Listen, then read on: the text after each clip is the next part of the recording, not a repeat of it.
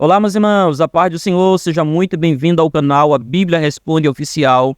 Eu me chamo Jeremias Santos e hoje irei dar continuidade à aula do discipulado. Hoje irei falar na 8ª aula da lição do discipulado cristão. O tema de hoje será o discípulo e a oração.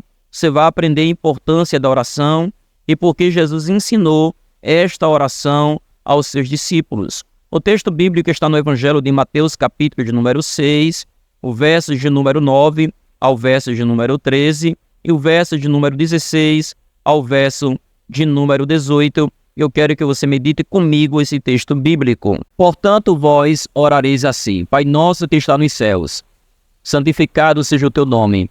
Venha o teu reino, seja feita a tua vontade, assim na terra como no céu.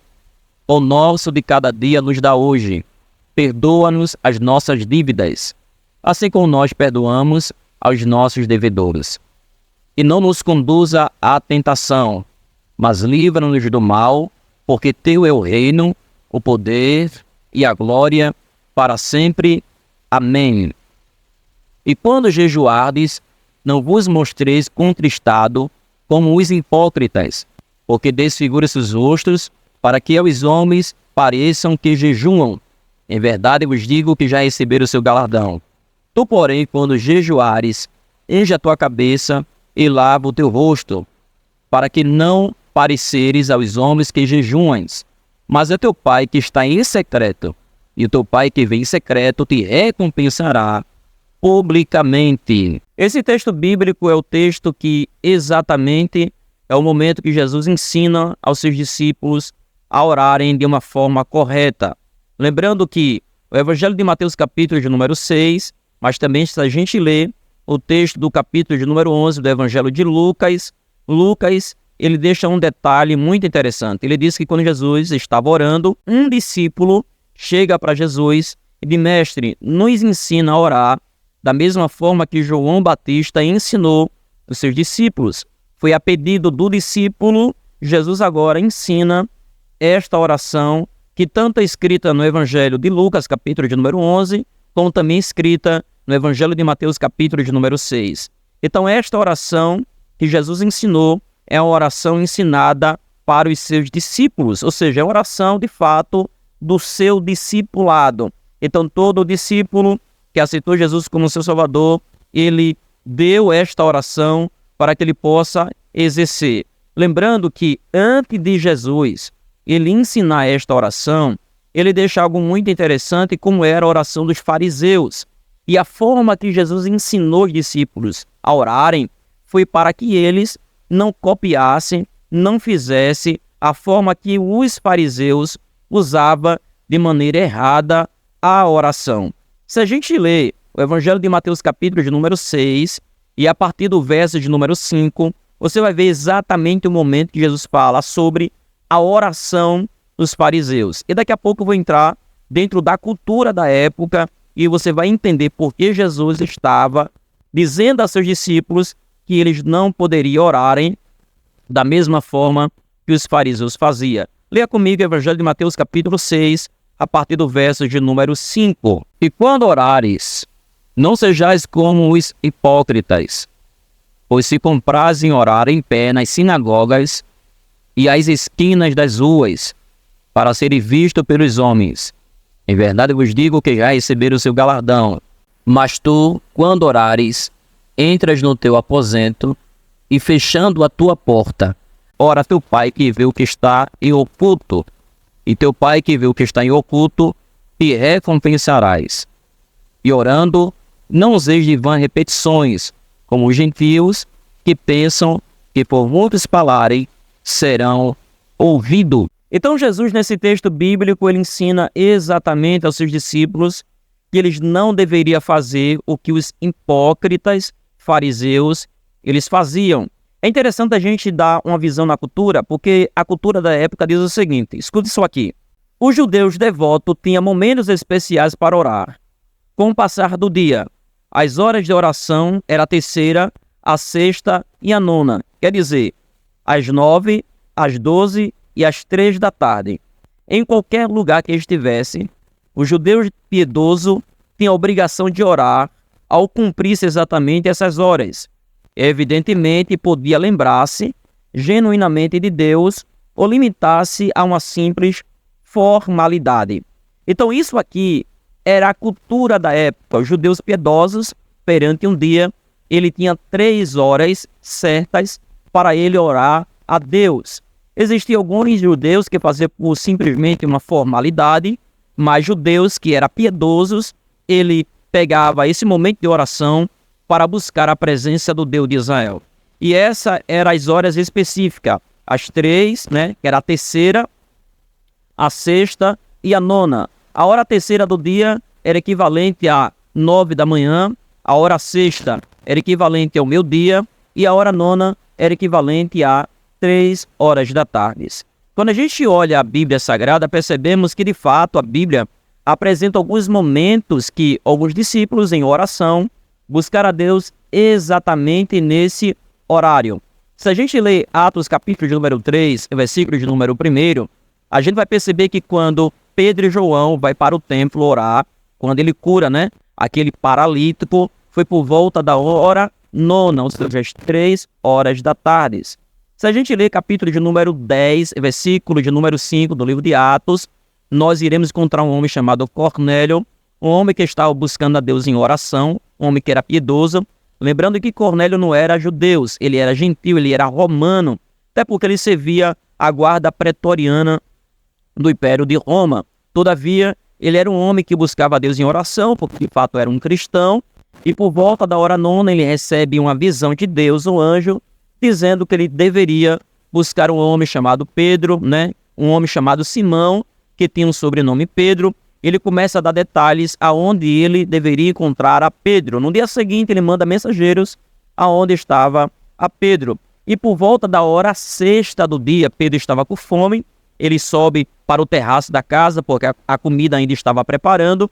E por volta da hora sexta do dia, olha só, ao meio-dia, quando Pedro estava esperando a comida ficar pronta, Pedro cai em êxtase e recebe a visão de Deus, dizendo a Pedro que aqueles animais que, segundo a liturgia judaica, não era permitido para os judeus ele comer, e a voz dizia: Pedro, mata e come. E Pedro disse: Senhor, eu nunca coloquei nada impuro na minha boca. E a voz dizia: Pedro, não diga o que é impuro, aquilo que eu já santifiquei, que representava de fato Cornélio, porque Cornélio não era um judeu, Na mentalidade judaica, um judeu, ele entendia que um gentil não era digno de alcançar a salvação ou de receber o evangelho de Jesus Cristo, mas já na presciência de Deus, o povo gentios já estava inserido no plano da salvação do nosso Senhor Jesus Cristo. A prova mais viva somos nós, somos gentios.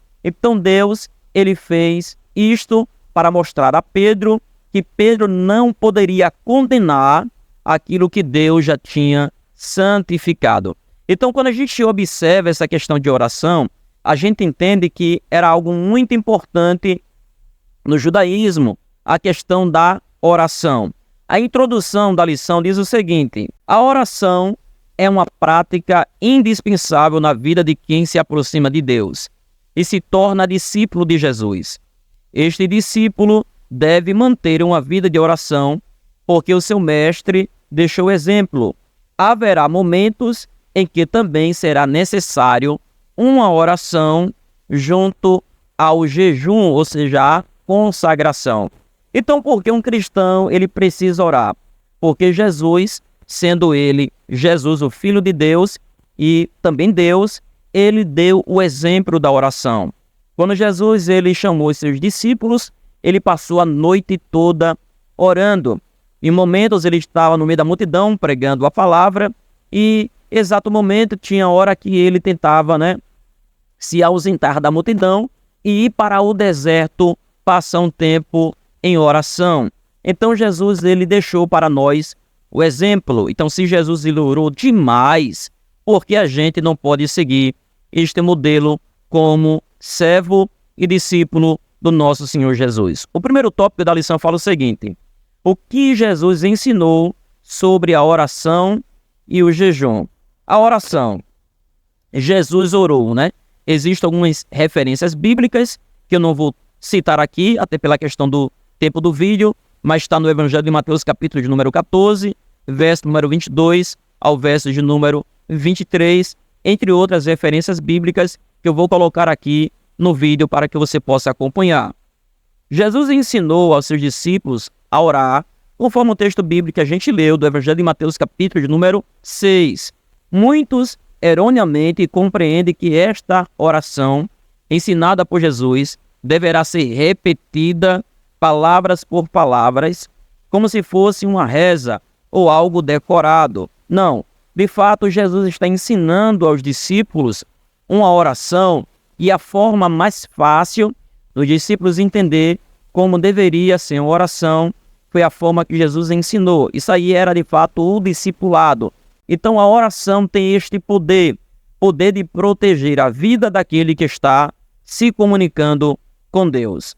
A oração do Pai Nosso, também chamada de oração dominical, é um exemplo padronizado de como orar, dirigindo-se primeiramente a Deus. Segundo, adorando por ser santo. Terceiro, buscando a realização do reino conforme a sua vontade. Quarto, pedindo e dependendo também da assistência diária de Deus. A pessoa que está orando, ele entende que Deus ele tem o poder soberano de tudo, né? Então é por isso que ele coloca primeiramente o reino de Deus em primeiro lugar na sua vida. Agora sobre o jejum, Jesus ensinou que o jejum ele é algo primordial na vida de um cristão, né? Jesus, ele ensinou isso de uma forma muito categórica. Certa vez os discípulos estavam preocupados porque tentaram expulsar um homem que estava possuído por demônios. Jesus chega para eles e diz, olha, existe casca de demônio que é só com jejum e oração. Então existem momentos que a oração em si não faz o efeito se não for juntada com um jejum.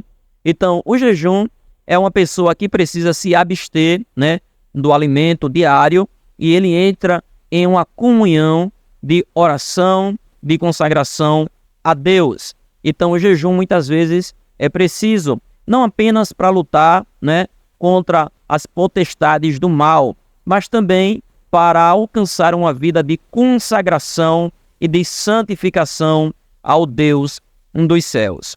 Tipos de oração. Embora que a oração significa a forma de se comunicar com Deus, mas a oração, ela existe alguns fatores que precisa ser aplicado.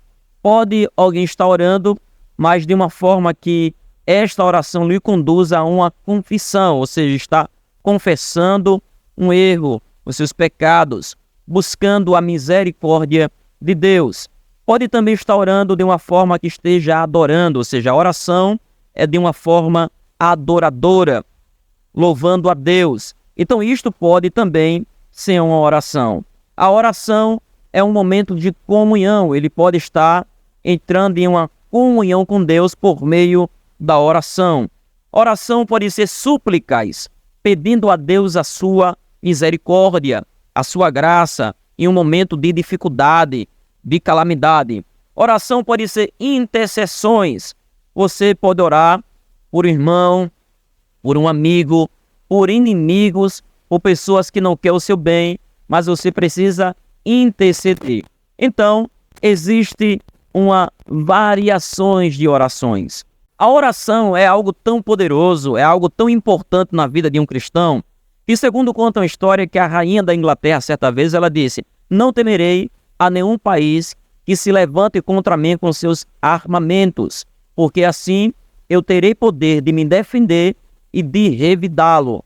Mas eu temerei a um cristão que esteja do outro lado do mundo, orando a seu Deus contra o meu país. Como eu vou me defender? Como eu posso revidá-lo contra um cristão que está do outro lado do mundo, orando a seu Deus contra o meu país? Ela entendia que se ela entrasse na ira de Deus, na mira de Deus, por conta de um cristão que estava do outro lado do mundo orando, ela de fato estaria em grande perigo, porque ninguém consegue se esconder, escapar da mira ou da ira do Deus Todo-Poderoso. Então, que você possa guardar esta palavra no seu coração e possa colocar em prática a necessidade e também o valor da oração. Você precisa entender que a oração é algo primordial, é algo importante na vida de qualquer discípulo de Jesus. Você precisa seguir o exemplo de Jesus e sempre viver uma vida de oração. Que Deus em Cristo te abençoe, no nome de Jesus.